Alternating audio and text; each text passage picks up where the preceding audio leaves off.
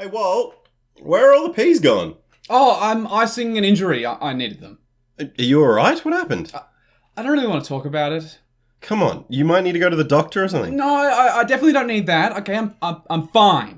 Well, I'd like to make a pea risotto, so you're going to have to prove it, or I'm going to take those peas away from you. Tell me what happened and why you need the frozen peas. Look, I was walking home from the train station and I passed this guy who looked kind of dodgy. And he was staring at me, so I walked a bit faster, but then I turned around. Oh my god, he mugged you? No! He looked me up and down and said my haircut looked stupid. What? And then he beat you up for that? No, it just really hurt, you know? So you're just emotionally injured. What do you need the peas for? My ego! And how are you icing that kind of injury? Well, you wrap the peas in a tea towel, and then you put a rubber band around the end, and then you actually put a little bit of water... No, where are the peas? James, I wouldn't need the peas if I knew where to find peace.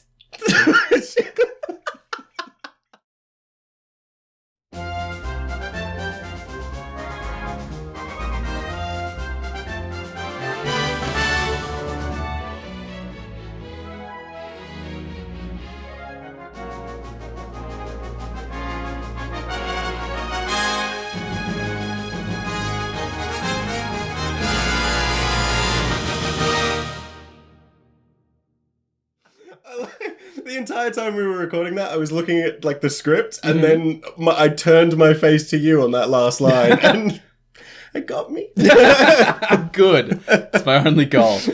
Welcome to the Get Commanded podcast by the Greensboro Commander community. It's the GCP by the GCC and POG, Palms Off Gaming, sponsor of this podcast. We're all uniting forces to help you to have better games of Commander. I'm your host, Walt. And hello, Commander players. I'm your other host, James. Now, before we get to the transmission and find out what the Space Commanders have for us this week, I just wanted to remind everyone that we do have a Patreon, which is the best way to support the content that we create here. And if you're enjoying our content, consider, even just check it out. Just check out the Patreon. There's a really nice low tier that you can do for like barely nothing a month, and it will genuinely help Walt and I produce some really cool stuff. We've even put some like goals up there now, including like video content, some really other exciting stuff that we're working towards. So if you do like what we have to offer you, think about supporting us. Go to patreon.com/getcommanderpodcast to find out more. Agreed. But we do have that incoming transmission from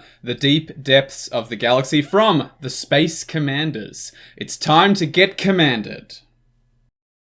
Walt has been conducting an experiment for the last 3 months entitled The Great Freeze. In the interest of furthering our own scientific thought, we require that the findings from this experiment be presented now. Crucially, has Walt learned the pitfalls of being a tinkerer?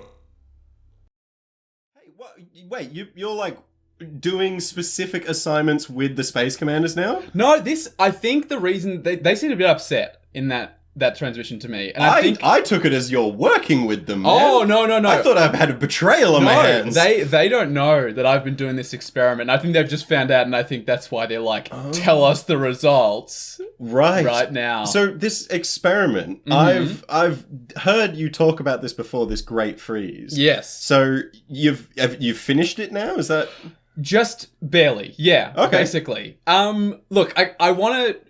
Look, context, okay? Alright, that's probably a good start. Context is good. I'm your, good mate. We play Commander a lot together. Yes. I know what this is about. But for the people that we're making this episode for, you should probably explain what you've been doing the past few months. That's sort of how these work, isn't it?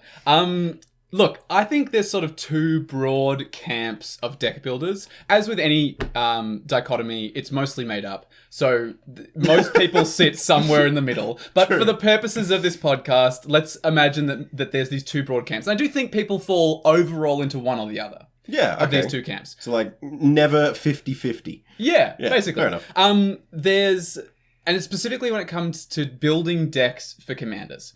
And I think there's basically two camps here, and I've called one of them architects and the other one tinkerers. And you'll notice that... And that's the one that the Space Commanders called you. Well, they said, has Walt learned the pitfalls of being a tinkerer? So I'll outline what those two things are and then why I think being a tinkerer is a bit of a problem and what I've learned about that. Sure. But first, architects. So this is the kind of player who takes often, not always, but often quite a while to build a commander deck. It sort of sits in drafts for a while. They're kind of playtesting it, like goldfishing it a lot. But once they've constructed it, it sort of stays pretty much exactly the same once they've made it. You know, like they're doing all the playtesting, they're putting cards in, taking them out, but they're not ever playing them against other people, really. Oh, so like once they hit the streets. Like, once they hit the game store. Yeah, and so the reason I'm calling them the architect camp is I'm sort of imagining, you know, they've got the plans laid out in front of them. Oh, the big drawing board. Yeah, the big drawing. They're doing, and you know, architecture requires a lot of maths. They're like measuring things, making sure like load-bearing walls are where they need to be. Yeah. But once the building is built, most buildings stay roughly the same moving forwards, right? Yeah. So that's what I'm calling the architect camp. People who take maybe quite a while to build a deck, or the process of building a deck is quite rigorous in some way, but then once they've built it, it kind of stays roughly the same. Sure. I kind of relate to that description a little bit. I did think about you when I was conceptualizing this. Yeah, I mean, like, I don't think just the word tinkerer in the other camp, I kind of get a picture of what that is already. But the second you said tinkerer, I'm like, I'm not a tinkerer, so what am I? The architect kind of makes a lot of sense to me. I relate to this kind of like, if the foundations are good, and I'm going to continue with this architecture metaphor here. Thank you. If the foundations are good in a deck, you shouldn't really need to tinker with it that much. And when you do change something, it's like putting on a fresh coat of paint. It's actually quite simple. You just paint over a wall.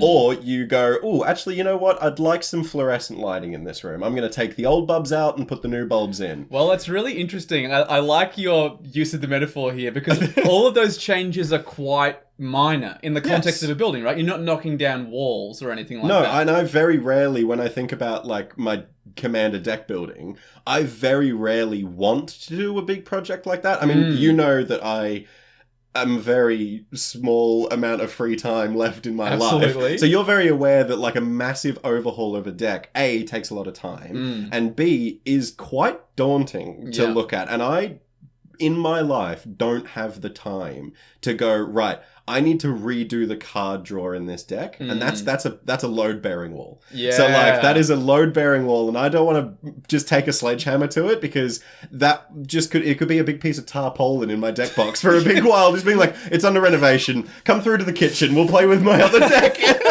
You love a good metaphor, James. And honestly, I love architects is going really well. Yeah? I like this metaphor. All right, cool.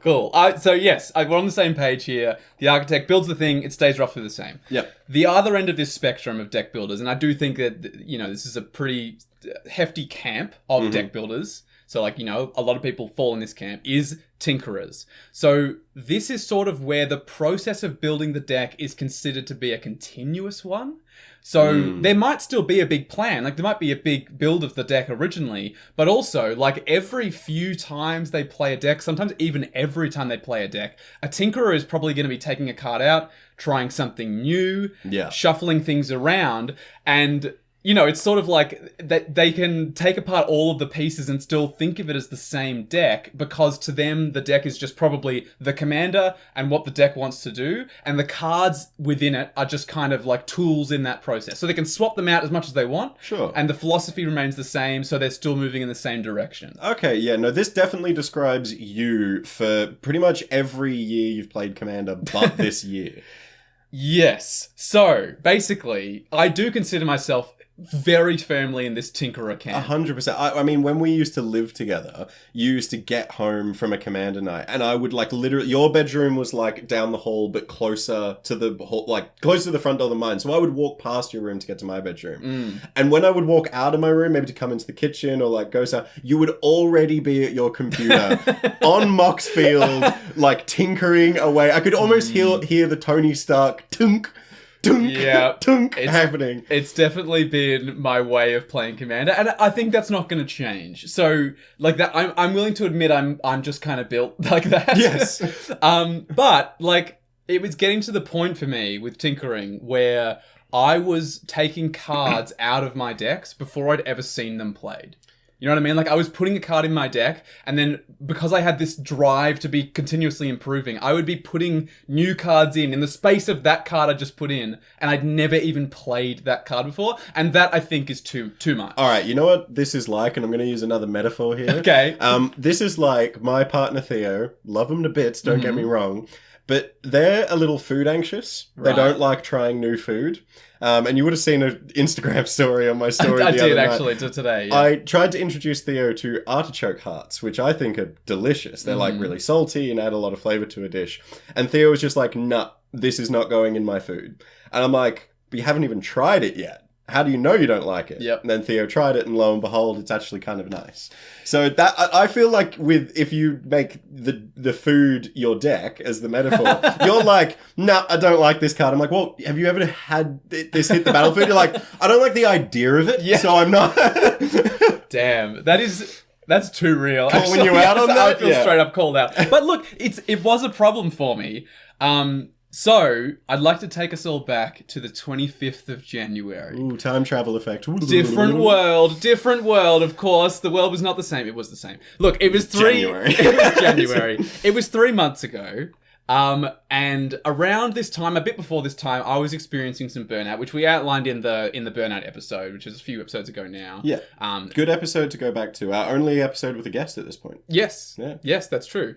But we talked a lot in that episode about how this sort of constant drive for new cards and improving decks, and specifically around spoiler season and this kind of thing, is something that can contribute and exacerbate your burnout? Yeah, this is something that we spoke about pretty consistently, and even when we had our guest Cooper on, who was the guest that was basically talking about how he'd burnt out and not played Magic for a good year because of the burnout. He said that it was just like everyone is talking about it online. You know, the Professor, Command Zone, all the big YouTubers, all the big podcasts. Yep. They're all talking about product burnout, which is just the amount of product that's being released is just so hard to keep up with. Yeah. And as Commander players, because everything that is printed is legal for us, Yeah. we're trying our best to keep up with it, but it's honestly sometimes like running up a Stairmaster going 5,000 kilometers an hour. Yeah, it's really difficult to keep up with, and most importantly, it kind of distracts you from the game. Like,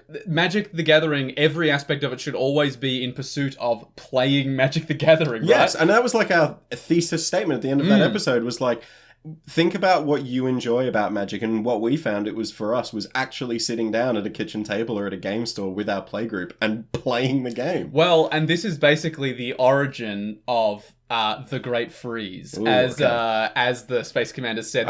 This is a scientific experiment. You've got. I'm assuming you had like your methodology. Yes. Yeah. Okay. So walk us through the experiment outline. Okay, so from the 25th of January until the 25th of April, so exactly 3 months, I made no edits to my Commander decks. Oh. So I'd like to make a few, as in all scientific experiments, you have to outline the ways in which the data doesn't apply, or, you know, like the ways in which you didn't commit completely to Sure. The exceptions. the idea. Yeah, exceptions, basically. So, within the Great Freeze of my decks, I'm not editing them, I did make a few changes, and you're able to see these on Moxfield.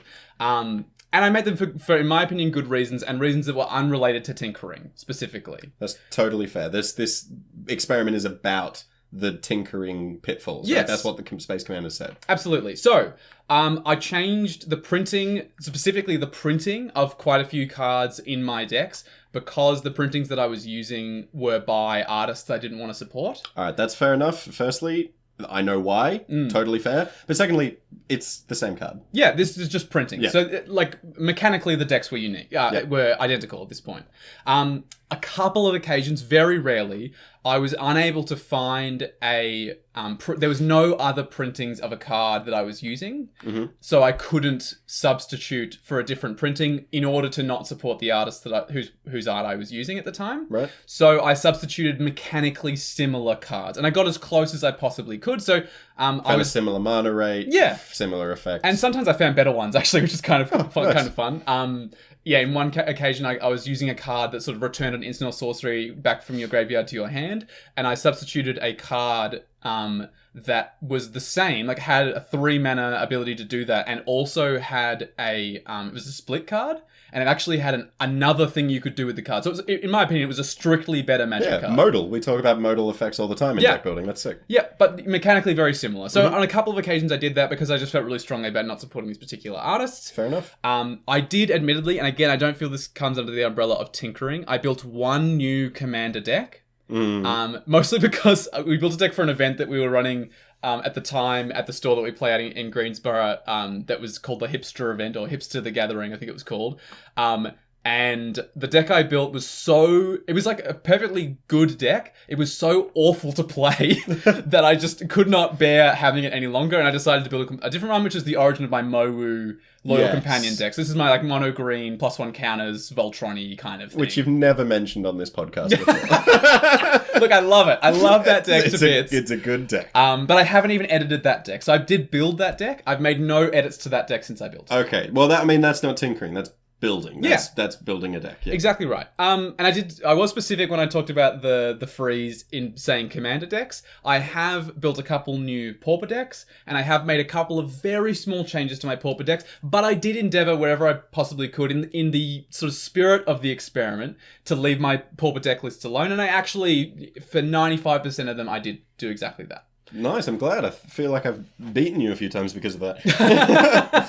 But look, other than all of those exceptions, my commander decks are unchanged from now, between now and the 25th of January. Sure. I've made no changes, and importantly, no tinkering. I haven't tinkered with any of my commander You've decks. not stayed up until 12:30 a.m. on Moxfield with the glowing light of your computer as your only friend.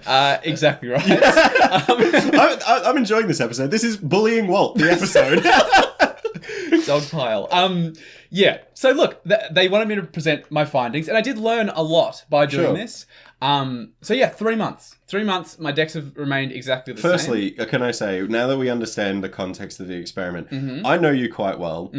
Congrats on getting through this. I know this would have been very hard for you, so well done. I'm actually quite proud of you. Thank you. Well done. I mean, you've pointed in the last episode, I think, to the pile of cards that's sitting just next to this desk here. It has grown. It has grown. That is my pile of edits to make. You have 5 days left. When we're recording this, 5 days from the 25th. So we're recording this on the 20th of April.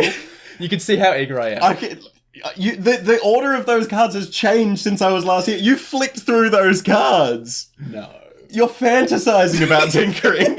Look, I have cards that I'd like to consider. I have not I don't know which cards are coming out. Okay, explicitly. Sure. So I'm not pre-tinkering. Pre-tinkering. I actually don't know what swaps I'm going to make. Well, I know some of them, and I'm going to go into that because that's something that I learned about this. But look, the main thing that this experiment forced me to do, and this is the main thing I was trying to learn, is I wanted to just play Commander. And it sounds kind of obvious, but I was so sick of being so oriented towards deck building and deck editing that I forgot to go and play Commander. And so I tried to make it so that... And I played a lot of Spell Table during this time, which you'll be aware of. Yeah. And a big part of the reason for that is pretty much every time I had an evening or afternoon blocked out, and I had the urge to start doing some deck stuff, like build a new deck or edit. You'd send a message in our Spell Table chat? I'd send a message in the Spell Table chat and go, actually, let's just play some Commander. And that was great. I learnt so much, and this was kind of my goal, by playing Commander. It seems kind of obvious, but I played so much Commander, and I learnt stacks about my decks in the process of just playing them again and again and again, and not changing them in between times I was playing them. Honestly, quite weirdly, I feel like I also gained a bit of a benefit from this experiment because I played Commander with you much more in these 3 months than I think we've ever played before. And I think it's because we've been so available over Spell Table, and if you want to jump in our Discord, there's a chance that you could jump in one of these Spell Table games with us. You've played a lot of Spell Table, and I actually feel like I have more of an understanding of your decks now because I've seen more of them. I feel like I've seen much more of your decks, and 99% of the time when I play with you, I'm always going to ask the question, what is that card doing? Which I look for, as you know. It is exciting when I have to say, what is that card? I've never seen this before in my life. But I have just, thinking about some of these Spell Table games, I remember saying the phrase, "Oh, not this card again." I've now flipped my language, and I That's know true. what to expect in some of your decks, which is kind of nice, actually. Yeah. I mean, we've talked before about playgroups and how actually we like the consistency of the playgroup And the how way you can, like, abuse the Yeah. knowledge that you have of your opponents. Yeah. Absolutely. And so, yeah, I think that is definitely a benefit that I gained from playing a bunch. It was also, people got to see a lot more of my decks than they might otherwise see. And I really enjoyed that as well. But the really important thing that playtesting does is it lets you identify the recurring issues with a deck, right? Like, Yeah. we play a 100-card singleton format. Yes. There's a lot of variance in Commander games, and as we've talked about before, especially in relation to tutors, we like that variance quite a lot.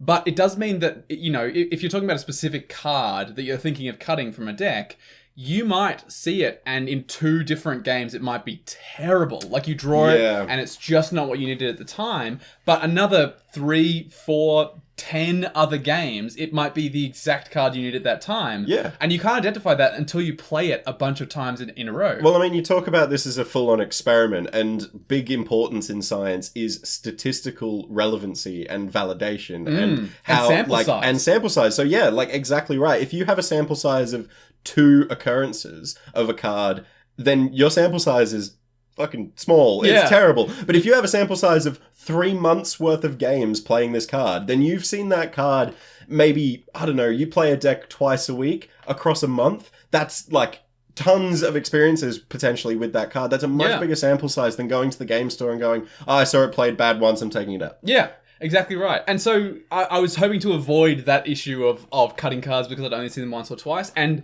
yeah, this was really, really great for that, basically. So for the statistics nerds, your p-value was above 0.5. I hope so. I don't know if you can ever get a good p-value from Commander. It's so... Yeah, true. It's so random. No, statistics nerds don't play Commander because it annoys them. Yeah, probably. Too busy playing Cycle Storm or something. That's actually a call out for a very specific person who probably doesn't... I know exactly who you're talking about. Who probably doesn't even listen to this podcast. But we got you good. If you are listening to this episode, drop a line in the Discord. You're in there. We got you so good. So I playtested a bunch, and I learnt a lot of things about my decks that I wouldn't otherwise have learned. I've sort of learned 3 main things. And that's sort of what I want to outline, because, the Space Commanders wanted me to present my findings. Yep. My findings can be sorted into 3 main camps. And so those are the 3 things I'd like to present. I'm if happy everyone's that willing to you've- come along. I'm very willing. I'm glad that you isolated them, because I thought you were just going to talk for another hour. just ramble on about. And then I noticed. No, yeah, basically. So three main camps. Yeah, So yeah. what's camp 1? What's your first finding? My first thing I found was that you don't need to tinker to keep up with power level Ooh. and to keep up with the meta of Commander. So I was... Well, people are going to disagree with you. We've had conversations recently about power creep in our Discord. It's true. Look, I totally respect that the format does overall get faster over time. I don't think it's even possible that it could go the other way unless they ban cards, right? Like, Sure. They're always going to print slightly better versions of each effect. If you're playing all those effects, your decks will get better. The thing I'm saying is that process is way slower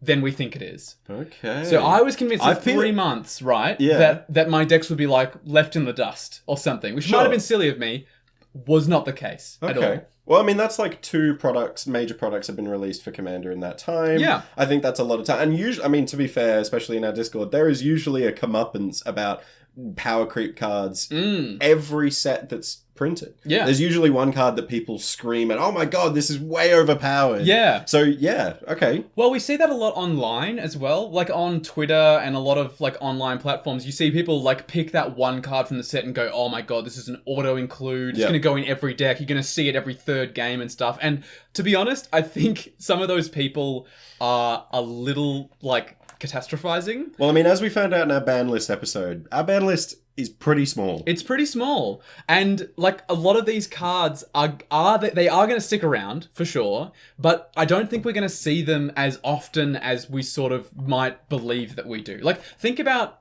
even the people that we know who are cracking like packs from the newest set constantly. Are they going to play every single Commander staple that they open? Probably not, Well, right? I mean, I can give you a really good example of this. So we just recently put out an episode, I think it was 2 episodes ago now, for our throw out your chaff, Yes. organize your collection. Yeah. And out of that episode, I love you guys for this, by the way. A lot of you guys in the Discord have been posting up photos of the card piles. It's been really cool to see. It's been really awesome. So well done on organizing your collections. But I, in those photos, called out a few cards that were just like sitting on top of the pile, and they're like the new bombs from the recent sets. I'm like, Right. hey, have you tried that card out in a deck yet? Oh. And people are just leaving them in the piles. So yeah, I think you've made an interesting point, and maybe 3 months. I'm not going to force you to do any more, don't worry. But maybe 3 months is still too much of a small sample size. But I'm going to argue that it's not, for one very good reason. We've already talked about him on this episode, but Stubbs, Cooper, has stared playing Magic again. This is who we talked to in the Burnout episode. Correct. So he'd never touched his Commander decks for a whole year. Now, we played 1 game with Stubbsy in a game store, and he did really well. Yeah. His deck was like, definitely, like there were cards that were in there that are just like, you know, from, like there was Stormherd, for example. Stormherd is not powerful in Commander anymore. It's a 10 mana spell. In You the don't right see it very deck, often. it's way overcosted. It's Yeah. not very common. It's like way too big of a slot in mana intensity wise. But that was in his deck. But and he almost won the game with it, by the way. straight up nearly won the game with it. So like, if anyone starts coming at you being like, 3 months is not long enough, we've had a look at what a year does. Yeah. And just by our one experience with that, it did okay. We actually played another game with Cooper. I don't know if you remember. That was actually, it was sort of a kitchen table game. We sort of wanted to ease him back into it. That's and true. he played his mono blue Merfolk deck. Oh god, that deck was gross. It I remember was that. insane. It Yeah. was unbelievably strong. He, I think, took infinite turns on turn 6 or something. I think it was one of those like, It's like Wine Profits. I think. one of those merfolk combos with Wonder Wine. Yeah. But it was really, really strong. And I didn't really, like, immediately think, oh, this deck's missing X card. Like, No. it wasn't obvious. at No, all. like, obviously, like, we haven't had a very strong merfolk set print. Like, we've not been No, back to that's Winsalan true. or anything like that. So that Yeah. deck may be in isolation. But, like, we did play a couple of other decks as well that Stubbs has played through. And he, like, had a Merrin deck, which you have yourself. Yeah. And Stubbs' Merrin deck is, like, It's fine. disgusting. It It's is great. so good. It's still really good. So, like, yeah, I genuinely think that if to kind of counteract that exception to the rule that your sample size was too small, of 3 months, I think 1 year is plenty long enough. And especially last year, how many new commanders did we have last year? Like over 300? I think more than there was some crazy stat that there's been more commanders printed since 2020, there's more commanders printed since something like 2020 than there have been in all the years prior to 2020. It was like something ridiculous. I remember last year it was like 300 plus commanders. Yeah, it's like, wild. Our format has colossally grown and shifted, yet Stubbs had not touched it for a year. Yeah. And we're still playing well. Yeah, absolutely. And look, like in my 3 months, I didn't notice. Like, I didn't notice a difference in the way that my decks played. I still won games. I still had really great games of Commander. And if anything, we've talked about this before, I actually got much better at piloting my decks, which is so important in becoming a better Magic player, is knowing your lines of play. We talk about this a lot in the Path to Victory episode of finding your way to the victory and knowing what your victory looks like. So yeah, I got way better at piloting my decks, and if anything, it might have made my games overall even better than they had been prior to me doing the Great Freeze. Yeah, it's interesting. I feel like, you know, if I'm trying to like think of the metaphor of like a house, like an architectural building. I guess like if you know how when you're a kid and you have your childhood home, right? You know every nook and cranny of that house. When you play hide and seek, you're on your home turf. You know every place to hide. It's true. You know that house like the back of your hand. And then your parents, one of them gets a promotion, and it's like, oh, yay, great. And then they do a renovation, and your favorite hiding spot is gone, and you're like, I don't know where I'm going. I can't play this game anymore. I think if we're going to continue down the building metaphor, it's like having your childhood home renovated. It's like, this is not my deck anymore. Dad, the cubby is now The living room. Why is the kitchen in my card drawer? Yeah, I totally see it. And look, even my CDH deck, to be honest, I obviously haven't touched that either. Like, that was within the realm of my 3 months. God, I hate your CDH. It's a white green stacks list. It didn't change at all, and it still plays great. And to be honest, I think a lot of people would think of that argument we were making before about, like, you know, there's only a few cards in each set that are auto includes, and so it doesn't evolve very quickly. But I could hear someone out there going like, oh, but CDH, you know, each one of those decks makes every deck better, and every deck wants them, so they're automatically throwing them in. Yeah, the thing about CDH, it's way more stable than people think it is. It is. It's really rare that a card comes along and shakes it. For example, the CDH tournament that I competed in was called the Dockside Debacle. Yeah. Because Dockside Extortionist has been like the card that has shaken CDH a lot in recent years. But that's like in the last 5 to 6 years, it has shaken the format. And it's still the card being talked about. Nothing from this year yet has been printed that everyone's gone, no. Like, yeah. There's, like, arguments to be made. Like, you know, people are totally testing stuff. People are going like, oh, I think this might be good in CDH. But there's not these sort of cards like there are in Casual that people are going, every CDH deck is playing this. It's so rare that a card gets printed like that. And so, yeah, my CDH list not being unchanged for 3 months, even if it was like a year, I think it would still compete at a very, very high level. It might not be perfect. And I've actually had one of our people that we play with a lot, David, who plays a lot of CDH, has said to me, basically the main thing he said was, just so you know, there's a different stacks list in white-green that's seeing way more play now with a different commander. And he was like, if you want to be playing the top meta, you probably should be playing this other... What's the other commander? I think they've only just printed the actual... Universes Beyond. It was a Universes Beyond card. Oh, right, okay. I think from the Street Fighter one. It's called Dulcim. Oh my god, I've played against... This is the Reach one, right? Yes. Oh my god, it is so brutal. It's really good. I had someone pull it out as like a proxied commander because they're like, I don't have it yet, but like I've built this deck and I've ordered the secret lair. Like, do you mind if I pilot it? I'm like, yeah, go for it. I don't see too bad. And it was just so optimized. It's really, really good. So good. The card draw engine is just amazing. It just gives you like slightly more ability to end the game in the command zone. Well, it's making bodies as well, so it's like punching you in the face. Yeah. I can't remember the exact card details, but it's really good. And they've now printed an actual, like they've promised to do now moving forwards, they've printed a Magic Universe version that's not from Street Fighter.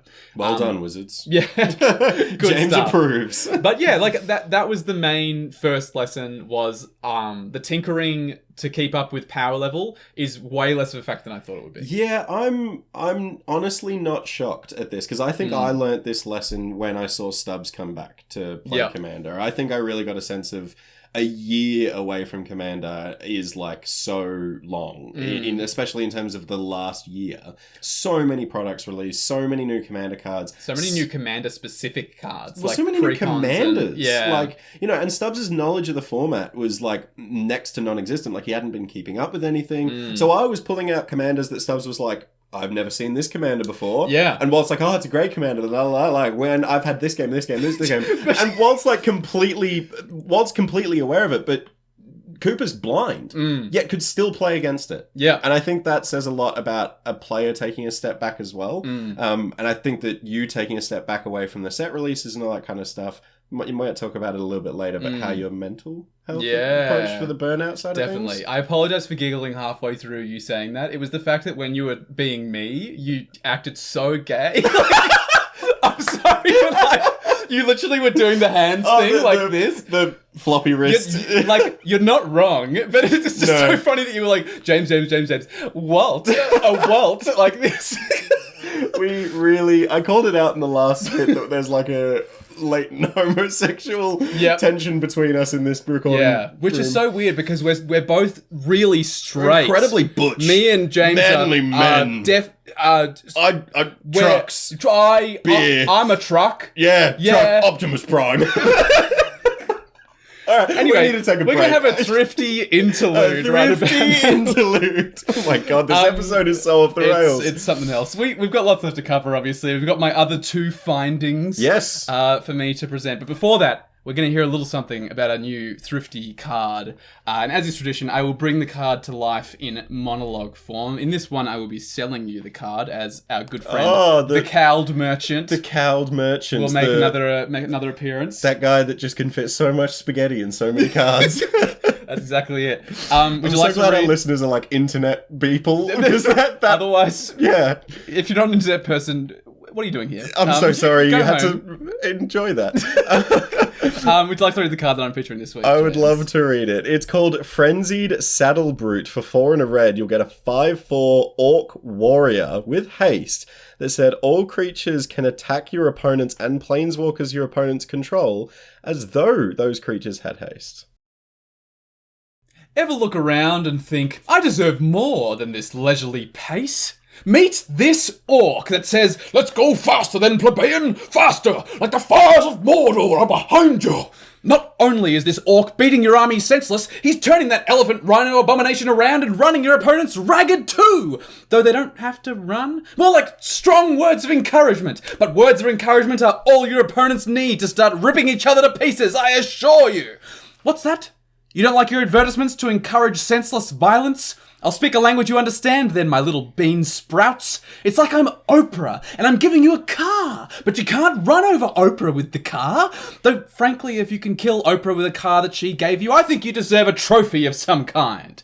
You deserve prison, too. Mostly prison, but maybe prison with commendations. Get budgeted!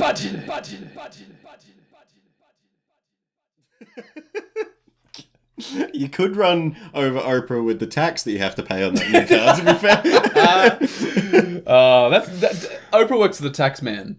Oprah is the tax man. Oprah is the tax man. She's the most powerful woman in America at one point. I think that, or most powerful woman in the world. I think she was coming to like with something. She's very scary, is what I'm getting at. I learned so much from you, James. Every day. I'm super well educated on Oprah. Obviously. That's like when I'm going on Mastermind, that's my specialist subject. It's just special. Yeah. No, I believe that. You can see these posts as they're released in text form over on Discord. There's a channel in our Discord server, which is linked to the show notes, called Thrifty Thursdays, where I post there every Thursday. And you can also see me bring some of these to life in video form over on TikTok at Get Commanded. We have changed TikTok accounts, so if you follow the old one, please follow us at the TikTok at Get Commanded. It's just Get Commanded Podcast. If you type it into the search on there, that'll get us to pop up. But we have a dedicated TikTok now, so that's just going to be me and James doing goofy stuff, doing Thrifty Thursdays, that kind of stuff. So check us a follow for sure. Yeah, for context, for people that aren't familiar, this podcast came out of a big project with a community group of Commander players called the Greensboro Commander Community. We've referenced them on this podcast. We talk about them at the start of the episode. But that TikTok channel was a community TikTok channel, so there's going to be other content that's going up on there. And this Get Commanded TikTok is just Walt and I. We're the only two with the login details, so expect some weird shit is what we're expecting, If this episode's anything to go by, you will... Strap yourself in! You're going to lose your mind. Right, let's get back to, the podcast. Yes, the episode that we're recording. Now, you were saying that you had 3 major lessons. We learned the first one, so that's the fact that power isn't creeping as quickly as we think. No, you don't need to tinker to keep up with power. Yep, so absolutely, that's the first lesson. Lesson number 2, Lesson number 2 is that tinkering prevents you from experiencing your decks truly.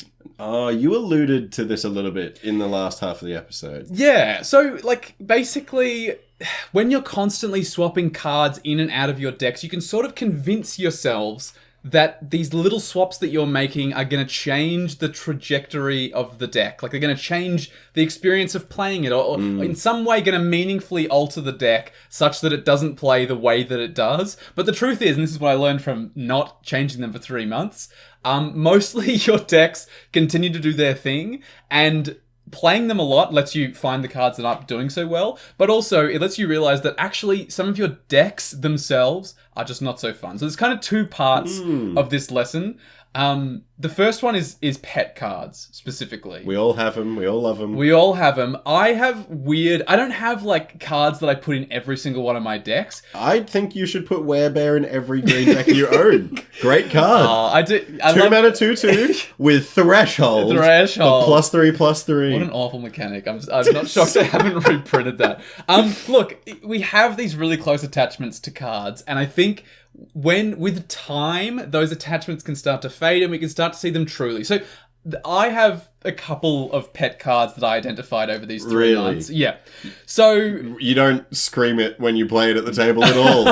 That's sarcasm. Look, I get these weird attachments to cards though. Like I said, I don't have cards I put in every deck, but I often have a card in a deck that I'm like, I'm so proud of the fact that I found that card for the deck. And I've made it work. I've made it work. I've seen it pop up once. Yeah, and nobody's heard of it. And so, like you sort of mentioned this earlier. And so it means I'm like seeing the card in this like absolute best light when it's probably not very good, but I just want to feel clever.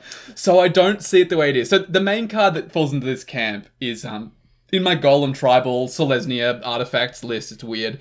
I play this card called Extruder.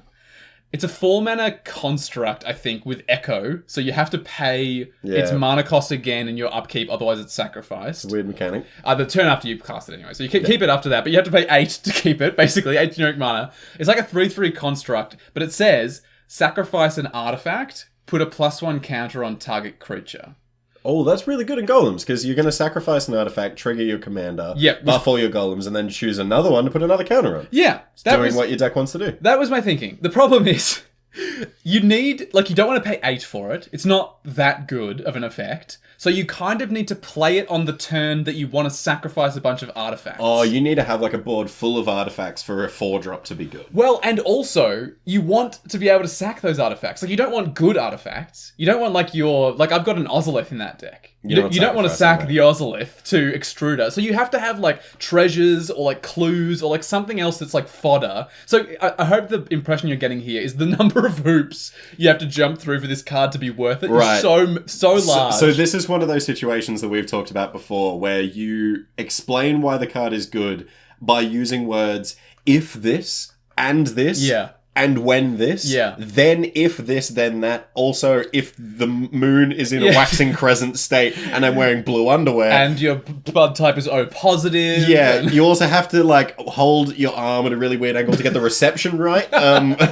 Use a magnifying glass. Yeah. And then clap your hands 3 times, say Bloody Mary, and the combo works. It's incredibly simple. Amazing. Yeah. It works every time you do all of those things. If you've ever had to explain a card like that, cut that card from your deck. So is that what you found? It's not good. And I basically started keeping, over the 3 months, I kept a notes document that just was like cards I noticed weren't doing well. I think this was the first one I put in the document. I was like, it's not happening, Walt. You were convinced it was good, but like, the usage situation is so narrow that at the point where you need it, you don't even need it anymore. Like, you should be winning the game already. I talked about treasures. You know what else you can do with treasures? Use them for... Sacrifice them. Themselves! That's so true. They're self-sacrifice, which triggers the commander. Yeah. It's silly. What a stupid card, Wall. You're an idiot. Thank you. Why haven't you taken that out in the last 3 months? No, we didn't have enough bullying yet, James. I'm glad you're going more into the bullying angle. This is my favourite episode we've ever recorded.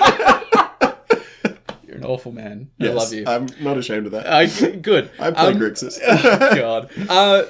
The other card that falls into this sort of pet cards camp of I wasn't seeing this card truly over my previous tinkering time. I had this card, Legion Loyalist. Oh, I know this card from like Ravnica block. Yeah, I think it's like a Guilds of Ravnica. Guilds or maybe it's either Guilds or the other Ravnica set. There was 2 released back to back. There's a few Ravnica sets. This is a relatively pricey card for you though. Well, this is the attachment that I had to it. It's because I so rarely spend money on cards. This card's worth like, I think I bought it for like $7. It's worth like $15 now.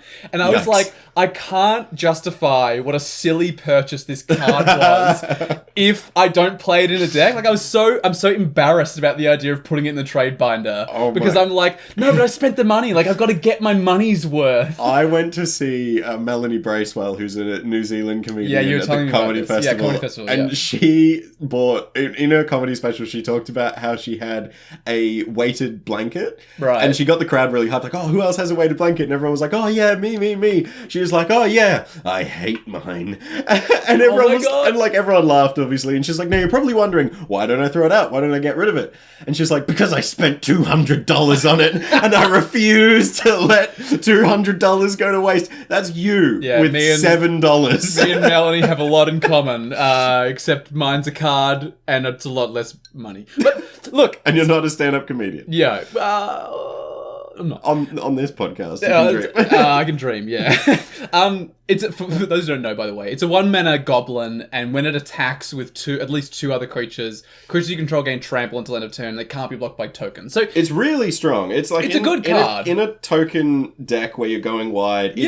It's pretty strong. It's like, you know, when we're talking about filling your deck with creatures and spells that do more at the lower end of turns, this is a great card. yeah, it's a 1-drop, so Yeah. it's definitely doing that for you. But the issue is it's in my Wart the Raid Mother deck, and the most important thing for my Wart deck is I need to get lots of goblins, and I kind of need my early turns to be mostly ramping and setting up, because the sort of typical play patterns with Wart is like ramp a bit, get Wart out, untap, go nuts on that turn, and so you kind of have to set up all of the pieces. And Yeah, the this deck is explodes on like turn 6. Yeah, roughly like that. And Legion Loyalist is a card that wants to come down late in my Wart the Raid Mother deck, but it's a 1-drop. So, like, I'm obviously going to play it on turn 1 if I can. So it's just like, I don't know, it sits at a weird level where it wasn't quite doing enough for the deck, and I was definitely attached to it for money reasons, but given the time of not editing my decks, I've seen it enough times to be like, well, what are you doing, man? You know what you could do with that card? What? You could take it out now, And or in burn 5 it. days, No, sorry. and trade it. Yes, okay, right. Get like 7 of your $1 weird cards. Raid someone's dollar Yeah, box in exchange for this exactly. single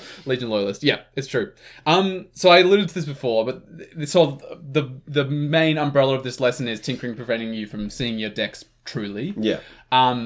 I was definitely not seeing this entire deck truly, and not editing it made me realize it's just the deck that's the problem and not the cards in it. It's my Taigam Ojutai Master deck. Yeah, I've seen you play this recently. This is, so it's a blue-white, like, storm deck. It is really fun. Like, I've played it and it's my style. I love Yeah. this deck. It's so much fun. it's wild. So basically, when Taigam attacks, your spells gain rebound until end of turn. So when you cast them from your hand, they go into exile and you cast them for free in your upkeep. It's wild. It's an absolute blast to play, except that it's not.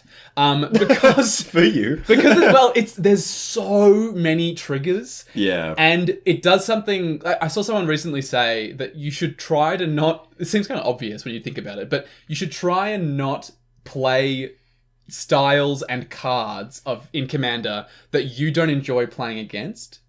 And I realized this was like the quintessential example of this in my collection, where I hate playing against people who take forever on their turns and have a million triggers and have obviously won, but solitaire have to turn, walk through 15 more steps until they actually win. Yeah. I hate playing against that, but I was doing that. And so... giving it a bit of space, I actually realized I'm just going to disassemble the deck. It's not doing it for me, and it's going to make way for a more fun deck. Okay, what are you replacing the deck with? I'm going to build the weird Bant human thing. The spell. Oh, this is a good replacement. Add green. Yeah. Is like very you. But not such long turns. And Taigam goes in the deck. So he's still That's be nice. around. Yep. Because he's human. So he goes in the it deck. synergizes. But it's Catilda and Leah from the new March of the Machines sort Yeah. of like team up commanders. I love them. They're so cool. It's so cool. The flavor of the March of the Machine set was like on point. Yeah. Like I know Phyrexia All would be one was like a big set and people got really hyped for Phyrexians being back, but the March of the Machine set kind of let the other side of the team be shown with the other team, which is the good guys, and that's all our favorite characters. So we get to see these characters teaming up across dimensions. It's really cool. I mean, there's a reason that, like, we all... Well, if you enjoy Marvel films, you probably enjoy Infinity War, but Oh, yeah, you go vastly prefer Endgame, Yeah. where you get to see them win. Yeah, and team up. Yeah, and I think it's actually a pretty close parallel. Straight to be up, honest. Infinity War is Phyrexia Obi-Wan. and Heavy Endgame. inspiration, Yeah. I reckon. It's, the crossover that no one asked for. Pretty much. So yeah, that's lesson number 2. Lesson number 3 is that tinkering slowly warps your decks, and the kind of subscript here is that they get worse, or they can. Oh my god, I'm so glad you said this. Yeah? Because I have a deck myself that I think I tinkered with too much, and now I Right. don't play it much anymore. Which deck is this? Liesa. Oh, the black-white, Yes. sort of death and taxes, emphasis on the taxes. Yeah, light on the... Yeah, it sucks. It's a horrible deck to play against. But the deck was built in very much the style of my architect brain, and I made sure it was, had all the right amounts of this, had all the right amounts of that. Now, to be fair, I wasn't using Moxfield as much as I should have been at the time. Right. When this deck was finished. So I finished the deck in Moxfield and built it, and then I took it to the game store. And then I never went back into the Moxfield list, but I liked the deck so much that I wanted to upgrade it. And I wanted to tinker with it. I remember you actively chased a bunch of very strong and somewhat expensive cards for the deck. Yeah, but I also was really open to hear feedback from other people and get opinions on the deck, the curve, and all this kind of stuff. And I tinkered with it, and I tinkered. And then, just recently, for this podcast, actually, I put all my decks updated in Moxfield. Right. And I tagged them all. And I didn't really look into it too much because I'm an architect. Once they're done, they're done. Yep. But then, recently in the Discord, a listener was building Liesa. And I sent, hey, I've actually got it. Or you sent my Liesa list. It's funny, they asked, I'm building this commander. Do you have any thoughts on how you would build it? And I was like, well, it's funny you should say that. I'm not the one to help you. James has this deck already. Well, this is the thing. I then was like, oh, yeah, no, I have that deck. Go look at it. And I went and looked at it and was like, oh, shit, I fucked this deck up. Oh. I tinkered with it so much. I looked at the card draw slot, and I broke down a retaining wall, put some scaffolding in, and went, that'll do. And it's freezing cold in that room because it's got 4 bits of card draw. Yeah. They're good bits of card draw, to be fair, but it's not enough. And now when I play the deck, I'm very aware that I don't have enough card draw in that deck because when I was tinkering with it, I was like, oh, this is a cool drain effect, which is what my deck wants to do. What do I take out? Get rid of the Sign in Blood. It's not that important. Yeah. And it was just piece by piece, it just kept falling away. Yeah. And I'm really glad that you found this because I've learnt this lesson too. I mean, I had pretty much the identical experience, which is also the thing I empathize here is that once you see it, you can't unsee it. And you're like, I don't even want to play this deck until I fix it. Right? Did you have that experience? Yeah, I have a to-do list on my phone of magic things. Yeah. I have a bunch of to-do lists, but I have a Magic the Gathering to-do list. And I've got a Get Commanded one as well. It's a separate list. But I've got a Magic the Gathering to-do list. And right at the top, and it's been there for months now, is fix Liesa's card draw. Right. I haven't played Liesa in a good 2 months. I Right. reckon. And probably because you're aware it's not quite where it should be. I need greed. If I don't get the card greed, Yeah. I am not winning a game. Yep. No, that's fair. Well, I basically had the same experience in terms of seeing it and being like, oh my god, what have I done? So what are the decks that you saw that with? Well, the first one was my Seguin deck. This Knight is Tribal? Knight Yeah. Tribal deck. This is a Vorthos deck, so I kind of only play knights and equipment that I could see a knight kind of carrying into battle. Like a lance or a sword. And even the removal spells, it's swords to plowshares, and then Nice. Mortify, which has a knight in the art. It's very flavorful in that way. Or just things that you could see. There's a card called Valorous Stance is in the deck, and it's you can see Very knighty. a knight taking Yeah. a Valorous Stance. That's kind of the flavor of the deck. So obviously it needs to have this. Seguin wants you to equip a bunch of different knights and then attack, and then you draw a bunch of cards from all the knights that are equipped. Yep. Some people build it as Voltron. I always thought that was kind of silly. So when I introduce the deck, I always say this is not a Voltron deck. I just want to put one sword on every knight and go wide. I think the optimum way to build Seguin is actually just Voltron, because if she's your commander, you're gonna kill people very quickly. It's true, but I think it's such a waste of her second line of text, which Yeah. is whenever an equipped knight you control attacks, draw a card, lose a life. That Yeah. actually wants you to have many equipped knights that are attacking. But yeah, I see what you mean. Yeah, Equally. I think if you just wanted to build a strong deck, you put Sword of Feast and Famine and all the other swords in the deck, and then Yeah. just slap them all on Seguin Well, for they free. equip for 0, yeah. and kill people. Yeah, That's it. no, that would totally be a valid way to build it. But I was like, I don't want to do that. I want to go wide. Yep. The thing I realized, I went way too far down that route because early days of playing the deck, I was like, man, I just don't have enough knights. So I keep on putting them all the equipment on Seguin. I don't want to do that. Yeah. I looked at my deck the other day. There are about 30 knights in the deck, which is like, that's okay. Yeah, we usually say you need like 25 of a thing for it to be a theme. Yeah, to be like a solid theme in Yeah. the deck. The problem is, I'm running about 15 equipment. That is not enough of the thing. No, it's not enough of the thing. And importantly, the thing about equipment in this context is you can put 2 swords on a knight. You cannot have 2 knights share a sword. That's true. It's not something they can do. I have 2 hands, I can hold 2 swords. Yeah. But if me and you try to swing a single sword With at 2 an opponent, hands, yeah. hold it like Yeah, that like and this. kind of like attack. Yep. God, this is why I wish we had a video podcast.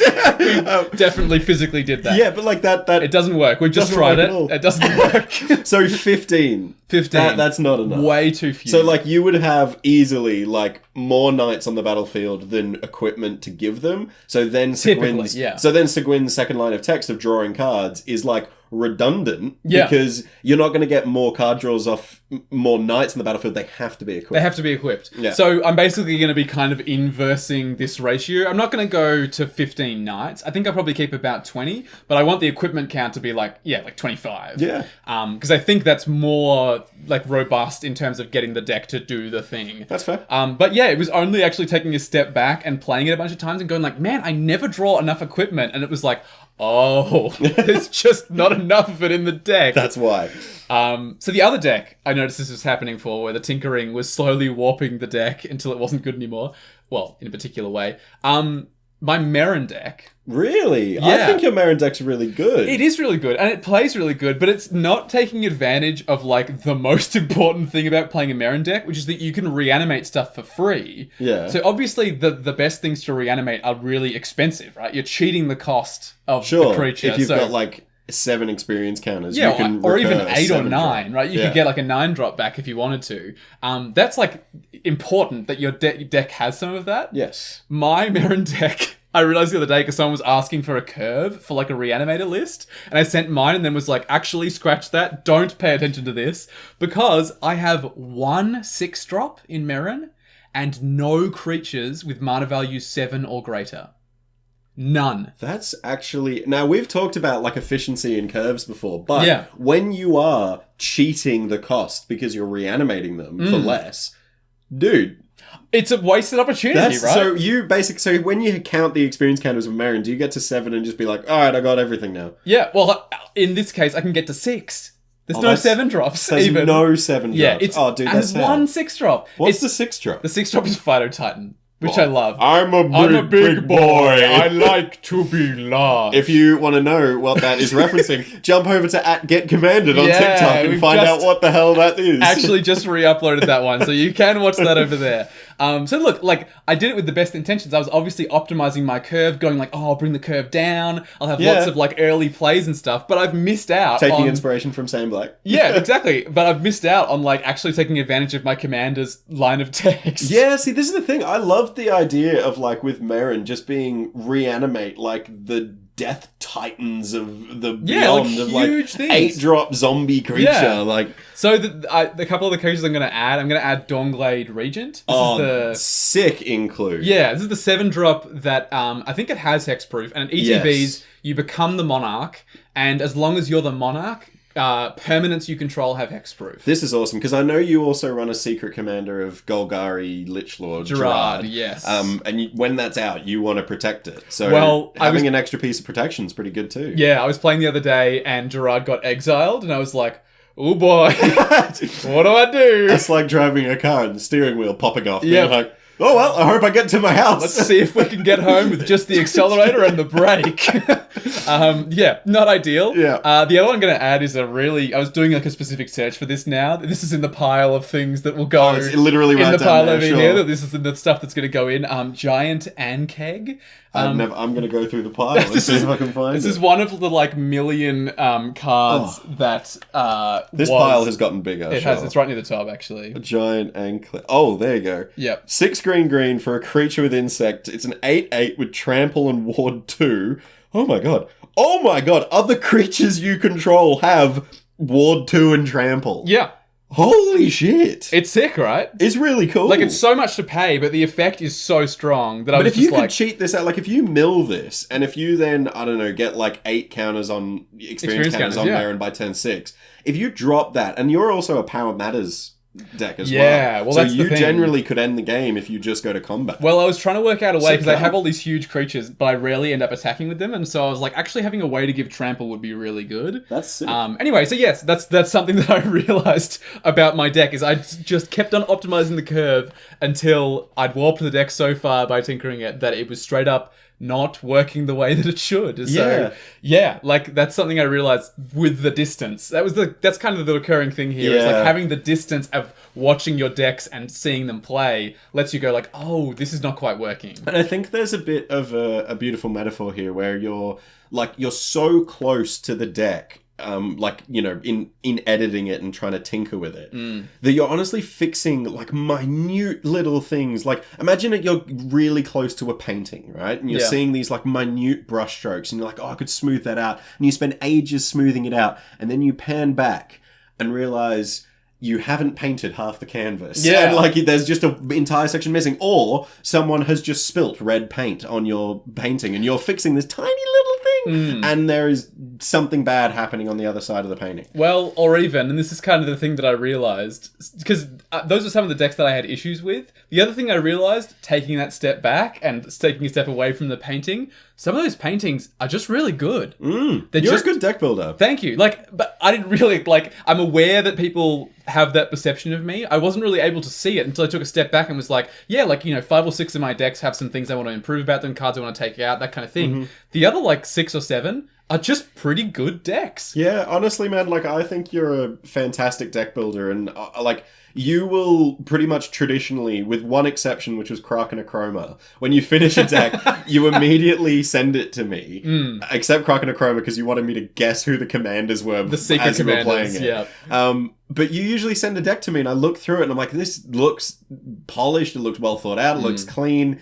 And then you will talk to me a week later and be like, I've edited it, I've changed it, I've done cut 10 something. cards. Yeah, like, I'm like, I saw this the other way and we're fine. Yeah. I think we've got very different headspaces on this. But like, Definitely. if you were to recommend, do you recommend that people do this and like actually Do a great freeze. Yeah, do a big freeze, great freeze. Yeah. Yeah? 100%. I've really learned to appreciate just playing Commander and just leaving my decks alone. And I think I'm probably going to be less of a tinkerer coming out of it. And I think that's a good thing. Okay. I mean, we spoke, obviously, at the top of the episode about Some self-discovery has happened. Yeah. Nice. But we talked at the top of the episode about burnout and how, like, it's this obsessing over the details and constant improvements that puts this pressure on yourself that you associate with the game and makes the game sort of feel a bit like a drag.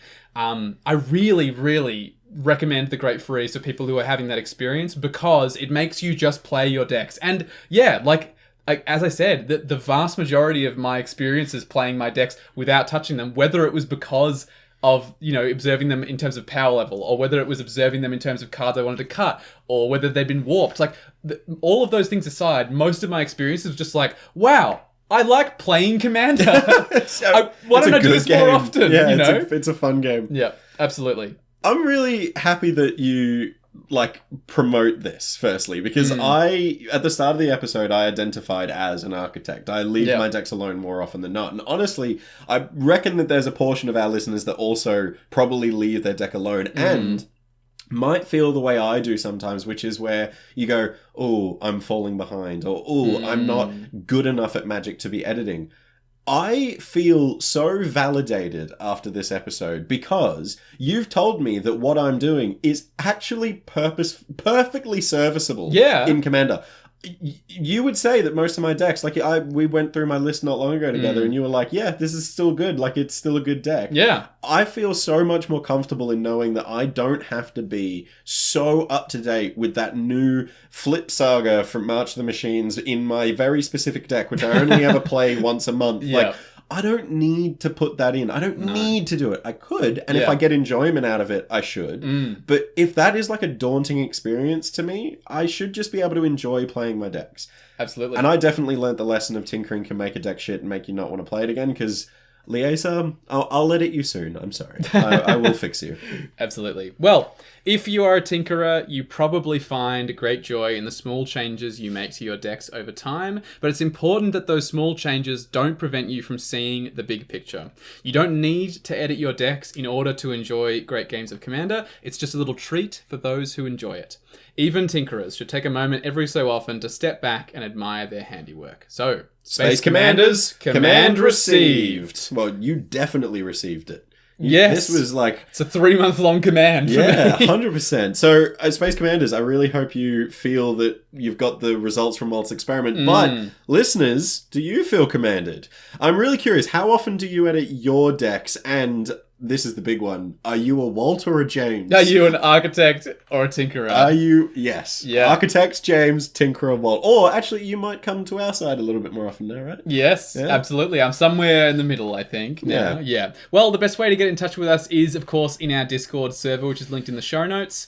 It's the best way to chat with us and other members of our community. But you're also welcome to @ us on Twitter. You can send us an email. All of these are linked in the show notes. And if you have the time, we'd love if you could leave us a review on whichever platform you listen to us on, specifically Spotify, Apple Podcasts. You can't do it on Google Podcasts. We don't know why. It's Fuck stupid. you, Google. We hate it.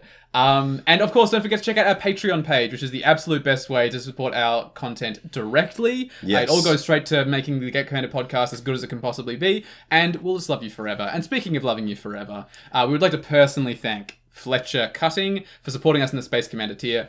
You're the best, Fletcher. Yes, can't wait for the next month of games that we get to play with our Yeah. patrons. The last one was very juicy, which we've was. talked about more times than once.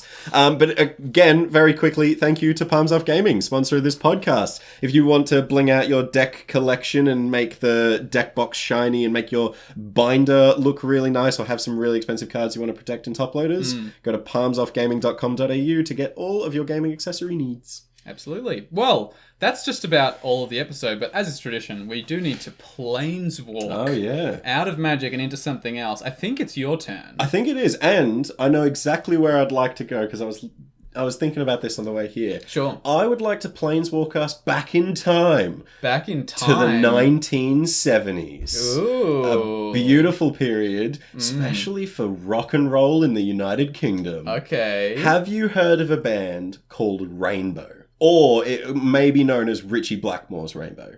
I have not heard of a band called Rainbow. Okay, spoiler alert, you're about to. Not from me, but from the movie Guardians of the Galaxy. The new one that's coming out.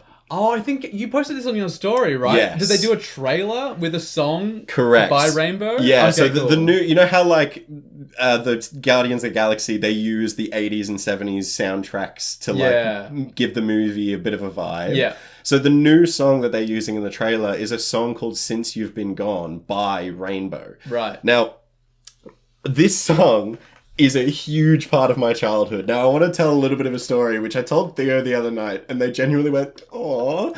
So, back when I was a kid, and I mean a kid, I was like 9 years old, I reckon. So, young James, obsessed with rock and roll, but obsessed with like 70s and 80s rock and roll, because that's what my dad loved, and my dad brought me up on. Yep. Now, CDs were very, like, that was like the media format when I was a kid. Yeah, records hadn't made their, like, loop back to being cool again. Yeah. So CDs were it, and my dad made me a mixtape, like a mixed CD, Oh, wow. when I was a kid, and the album was called James Rocks, right? Ah. And I still have that CD. He even went to like an Office Works type place and got them to print a label for the disc. So the disc had a label on it, and it was photos of me playing the drums and riding motorbikes. That's amazing. My dad is adorable. But the first track on that album was Since You've Been Gone by Rainbow. Oh, wow. So a very huge part of my childhood. That band is huge. For context, they're like formed in the 1970s by Richie Blackmore, who is the guitarist for the band. And then Ronnie James Dio, who is very big in the rock and roll metal scene. I've definitely heard that name before. He came on as the frontman. He then, in about 1979, I think, went on to sing for Black Sabbath when Ozzy Osbourne left. Oh. So he's like huge now, but like no one knows his like origins with Rainbow. And Right. Rainbow used to be this like really niche thing that only me and my dad knew about. And then I was in the cinema seeing the new D&D film. Oh, yeah. Honor Among Thieves, whatever it is. Firstly, fantastic film. Yeah, cool. Yeah, gotta go see it. Brilliant. But obviously in the trailers, the trailer for Guardians of the Galaxy came on. Right. And it's a very distinctive riff. It's dun-dun-dun, dun-dun, dun-dun-dun, dun-dun. And I know, my eyes lit up. I've not seen this trailer yet. I literally jumped out of my seat. And me and my partner were in gold class, by the way. I went, oh my God. And Theo went, what? And I just started going, dun-dun-dun, dun-dun, in the middle of the cinema. And I sung in the theater to that trailer. And people were giving me weird looks. And Theo was like, what the fuck? And I was like, no, you don't understand. This song is so my childhood. That's so lovely. And I honestly wanted to tell everyone, go check out Rainbow, specifically the compilation album, the very best of Rainbow, and Rainbow Rising, which is like their first album. Right. The very best of Rainbow, check out Since You've Been Gone and a song called Stargazer. Another really cute piece of James history. Stargazer was one of the first drum riffs of a really good drummer. The drummer's name's Cozy Powell. He's probably my third favorite drummer of all time. It sounds very complicated, but it was one of the first drum riffs that Little James ever got right on a drum kit. That's lovely. Honestly, I'm going to show you Stargazer after we've hit the stop button on this recording, because it is a mind-blowingly cool song. The band is amazing. The movie, I don't care if it's good. I'm going to go see it purely for the fact that I know Rainbow is on the soundtrack. Yeah, that's sick. Really cool. That's so lovely. Music's so great like that, the way you can form, you know, like narrative attachments to songs that sort of persist over time. Oh, and yeah, have for multiple sure. iterations. And Like that song, I remember when I used to like race motocross when I was a kid, like, so I would have been like 14. Yeah. My dad, I couldn't drive when I was 14, so my dad would have to drive me to all the events. And Yep. obviously he'd love to anyway, he was my pit crew. Yeah. But we used to be singing Since You've Been Gone and Stargazer, Man on the Silver Mountain, 16th Century Greensleeves, all these Rainbow songs that I've recently rediscovered, and I've been binging Rainbow since like Sunday when I went to see that film. That's great. I love the soundtracks for those Guardians films. They're so cool. Yeah. I download them every time. Well, usually. you're definitely about to hear Rainbow. Sick. Next drive to the game store, we're going to be jamming out. Can't wait, honestly. Well, that's all we have time for, folks. We'll catch you next week for more Get Commanded. Goodbye, Commander players.